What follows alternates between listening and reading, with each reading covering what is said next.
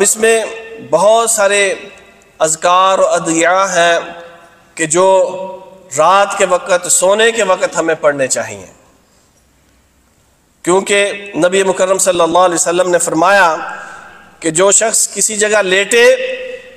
اور پھر لا یذکر اللہ فیہا، اس لیٹنے سے پہلے، سونے سے پہلے اللہ کا کوئی ذکر نہ کرے، تو پھر یہ اللہ کی طرف سے اس کے لیے کل قیامت کے دن حسرت اور افسوس اور نقصان کا باعث ہوگا۔ تو سونے سے پہلے اللہ کا ذکر، بہت ساری دعائیں، اور سب سے پہلے قرآن کی صورتیں اور آیات کہ آپ صلی اللہ علیہ وسلم سورہ سجدہ اور سورہ ملک یہ پڑھ نہ لیتے تو سوتے نہیں تھے، اور پھر اسی طرح سورہ بنی اسرائیل اور سورہ زمر یہ بھی نبی مکرم صلی اللہ علیہ وسلم رات کو پڑھا کرتے تھے۔ اور آیت الکرسی مشہور روایت حضرت ابو ہریرہ رضی اللہ عنہ کی کہ 3 دن وہ شیطان آپ رضی اللہ عنہ کے پاس آتا رہا غلہ چرانے کے لیے، تو پھر آخری دن جب انہوں نے اس کو پکڑا تو اس نے کہا کہ رات کو جب تم آؤ اپنے بستر پر تو آیت الکرسی پڑھ لیا کرو، کیونکہ تمہارے لیے پھر اللہ کی طرف سے حافظ ولا یقربک شیطان حتی تصبح، تیری طرف سے ایک تیرا محافظ فرشتہ مقرر اللہ کی طرف سے ہو جاتا ہے، شیطان تمہارے پاس پھر نہیں آتا۔ تو آپ صلی اللہ علیہ وسلم نے فرمایا صدقک وہو کذوب ذاک شیطان، بات تو اس نے صحیح کی ہے وہ بہت بڑا جھوٹا، کیونکہ وہ شیطان تھا۔ تو آیت الکرسی پڑھنی چاہیے۔ اسی طرح آپ صلی اللہ علیہ وسلم نے حضرت نوفل رضی اللہ عنہ کو فرمایا کہ سورۃ الکافرون قل یا ایھا الکافرون پڑھو اور اسی پر اپنی بات چیت ختم کرو، کیونکہ فإنها براءۃ من الشرک، یہ شرک سے برات کا اعلان کرتی ہے۔ اس سورت کے اندر شرک سے برات ہے، تو یہ سورت پڑھ کے سویا کرو۔ اور اسی طرح آپ صلی اللہ علیہ وسلم جب سونے کے لیے آتے تو اپنے دونوں ہاتھوں کو اس طرح ملاتے اور سورت اخلاص، سورت فلق اور سورت ناس پڑھ کر ہاتھوں کے اوپر پھونکتے، اور پھر ان ہاتھوں کو سر سے اور چہرے سے شروع کر کے اپنے جسم کے اگلے حصے پر مل لیتے، اور یہ 3 دفعہ آپ صلی اللہ علیہ وسلم یہ عمل کیا کرتے تھے۔ اور اسی طرح فرمایا کہ جو شخص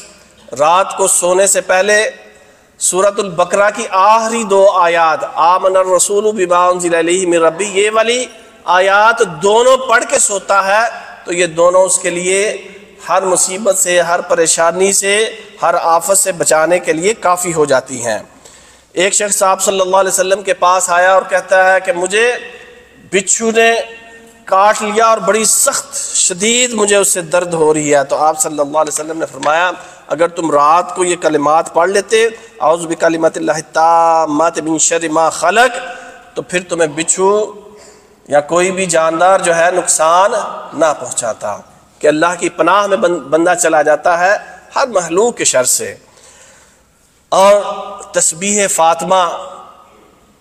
یہ حضرت علی رضی اللہ عنہ روایت کرتے ہیں کہ حضرت فاطمہ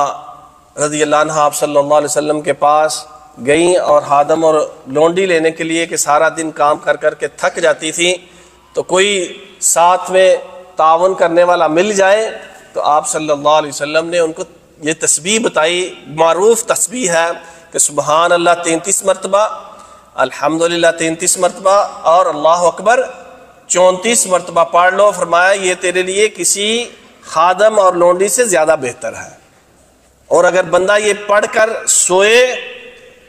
اور یہ تصور کرے کہ آپ صلی اللہ علیہ وسلم نے یہ کس لیے بتایا کہ کسی تمہارے ساتھ تعاون کرنے والے، تمہارے گھر کے کام کاج میں ہاتھ بٹھانے والے سے بہتر ہے کہ تمہیں اس سے سکون اور راحت ملے گا، تمہاری تھکاوٹ جو ہے وہ کم ہوگی، تمہیں زیادہ انرجی ویسٹ نہیں کرنی پڑے گی، تو یہ اس سے بھی بہتر ہے کہ گویا یہ پڑھنے سے بندے کی تھکاوٹ جو ہے وہ دور ہو جاتی ہے۔ اگر بندہ یہ تصور کر کے پڑھے تو یقیناً صبح جب اٹھے گا تو وہ فریش ہوگا۔ اسی طرح یہ دعا اللہم بسمک اموت واحیا اور ایک روایت میں بسمک اللہم اموت و احیا، بسمک ربی وضعت جنبی وبک ارفع ان امسکت نفسی فرحمھا، اور ایک روایت میں فاغفر لھا وان ارسلتھا فاحفظھا بما تحفظ بہ عبادک الصالحین، اور بھی بہت سی دعائیں، اللہم اسلمت نفسی الیک ووجہت وجہی الیک، یہ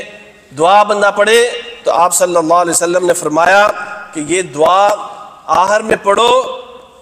اور اس کے بعد اگر تم فوت ہو گئے، اسی رات کو تمہاری روح قبض کر لی گئی تو فطرت اسلام پر تمہاری موت ہوگی۔ تو یہ صحابی رسول برا بن عازب رضی اللہ عنہ نے جب آپ صلی اللہ علیہ وسلم سے یہ دعا سنی، یہ ذکر سنا، اور پھر دوبارہ آپ صلی اللہ علیہ وسلم کو یاد کر کے سنایا، تو انہوں نے وَبِرَسُولِكَ الَّذِي أَرْسَلْتَ پڑھ دیا، جبکہ الفاظ کیا تھے وَبِنَبِيِّكَ الَّذِي أَرْسَلْتَ۔ تو آپ صلی اللہ علیہ وسلم نے فرمایا نہیں، جو الفاظ میں نے تمہیں بتائے ہیں وہی الفاظ دہراؤ۔